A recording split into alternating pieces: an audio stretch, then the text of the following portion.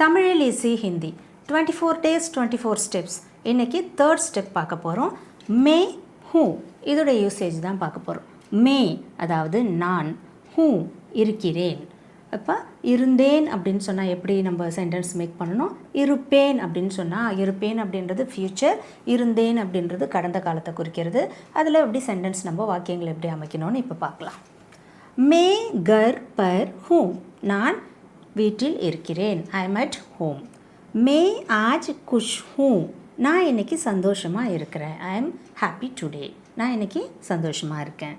May Ek சிக்ஷக் whom I am a teacher நான் ஒரு ஆசிரியராக இருக்கிறேன். இப்போ இது எல்லாமே ப்ரெசண்ட் இப்போ சொல்கிறது. நான் வீட்டில் இருக்கேன், நான் சந்தோஷமாக இருக்கேன், நான் ஒரு டீச்சராக இருக்கேன், ஒரு ஆசிரியராக இருக்கேன்னு சொல்கிறது. இதையே இப்போ இந்த சென்டென்ஸ் பாருங்கள். மே ஸ்கூல் ஜாத்தா ஹூம் ஐ கோ டு ஸ்கூல் நான் ஸ்கூலுக்கு போகிறேன். இதுவே நான் ஸ்கூலுக்கு போனேன் அப்படின்னு பாஸ்ட் கடந்த காலத்தில் சொல்லணும் அப்படின்னு சொன்னால் எப்படி சொல்லணும்னு பாருங்கள். மே ஸ்கூல் கயா தா நான் ஸ்கூலுக்கு போனேன். ஐ வென்ட் டு ஸ்கூல் நான் ஸ்கூலுக்கு போனேன். இதுவே இங்கே தா யூஸ் பண்ணியிருக்காங்க பார்த்தீங்களா. மே ஸ்கூல் கயா தா அப்படின்னு சொல்கிறது மேலுக்கும், மே ஸ்கூல் கயி தி அப்படின்னு சொல்கிறது ஃபீமேலுக்கும் நம்ம யூஸ் பண்ணணும். நெக்ஸ்ட்டு பாருங்கள். மே ஸ்கூல் ஜாவுங்கா இப்போ இது பாஸ்ட்டு.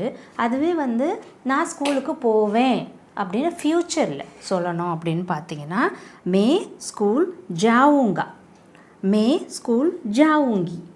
ஃபார் மேலுக்கு ஜாவுங்கா, ஃபார் ஃபீமேலுக்கு ஜாவுங்கி நம்ம யூஸ் பண்ணணும். நெக்ஸ்ட்டு பாருங்கள். மே கர் பர் தா நான் வீட்டில் இருந்தேன். மே கர் பர் தி நான் வீட்டில் இருந்தேன். இந்த தா ஃபார் மேல், இது தி ஃபார் ஃபீமேலுக்கு யூஸ் பண்ணணும். மே கர் பர் ரஹூங்கா நான் வீட்டில் இருப்பேன் ஃப்யூச்சரில். மே கர் பர் ரஹூங்கா, மே கர் பர் ரஹூங்கி. ரஹூங்கா ஃபார் மேல், ரஹூங்கி ஃபார் ஃபீமேல். இப்போ இதில் பார்த்தீங்கன்னா இருக்கிறேன், இருந்தேன், இருப்பேன்னு கொடுத்துருக்கேன். இதில் நீங்கள் வேறு ஒரு சென்டென்ஸ் மேக் பண்ண போகிறீங்க, ப்ராக்டிஸ் பண்ண போகிறீங்க அப்படின்னு நீங்கள் நினைக்கும் பொழுது இந்த வார்த்தைகள் கிரேன், தேன், பேன் இது சேஞ்ச் ஆகாது. நீங்கள் வேறு எந்த சென்டென்ஸ் வேணாலும் மேக் பண்ணாலும் அந்த வார்த்தை சேஞ்ச் ஆகாது, வேர்ப் மட்டும்தான் சேஞ்ச் ஆகும். எப்படின்னு பாருங்கள், ஒரு எக்ஸாம்பிள் சொல்கிறேன் பாருங்கள். நான் சாப்பிட்றேன், சாப்பிடுகிறேன். நான் சாப்பிட்டேன் பாஸ்ட், இருந்தேன், சாப்பிட்டேன். நான் சாப்பிடுவேன் ஃப்யூச்சர், இருப்பேன், நான் சாப்பிடுவேன். அப்போ நான் சாப்பிட்றேன்றத ஹிந்தியில் எப்படி சொல்லலாம்? மே காத்தா ஹூம் நான் சாப்பிட்டேன், மே காத்தா தா. நான் சாப்பிடுவேன் ஃப்யூச்சர், மே காவுங்கா. அதுவே இன்னொரு சென்டென்ஸ் பாருங்கள்.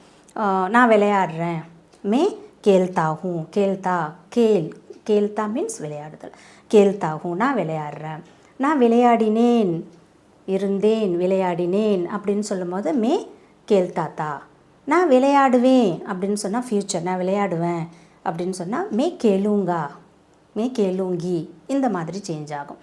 அப்போ நீங்கள் இந்த வேர்பை மட்டும் சேஞ்ச் பண்ணி நிறைய சென்டென்ஸ் நீங்கள் ப்ராக்டிஸ் பண்ணி பார்க்கலாம்.